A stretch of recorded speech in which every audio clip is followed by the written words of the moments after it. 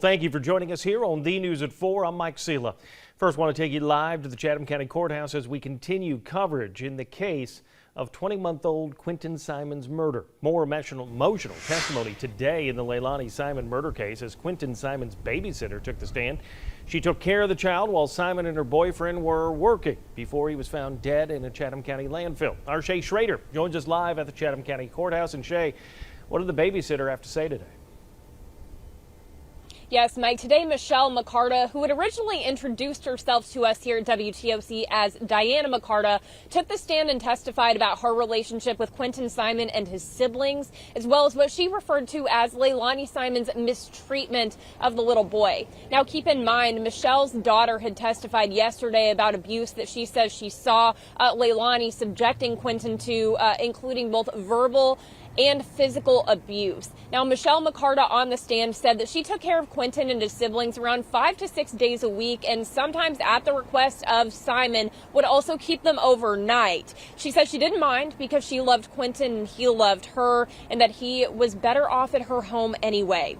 She says Simon wasn't usually the one to pick him up. Her boyfriend, Daniel Youngkin, was, but when Simon did come to get him, he would often cry and not want to go home with her.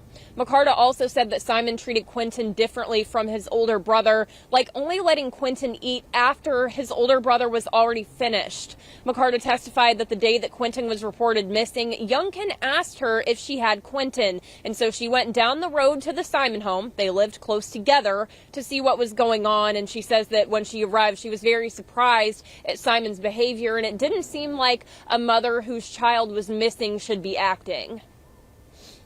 She wasn't crying. I feel like that if something was to happen to one of my kids, I would be hysterical, and I would also be out looking for my child. Ms. McCarta, do you understand that different people respond to different stressors in different ways?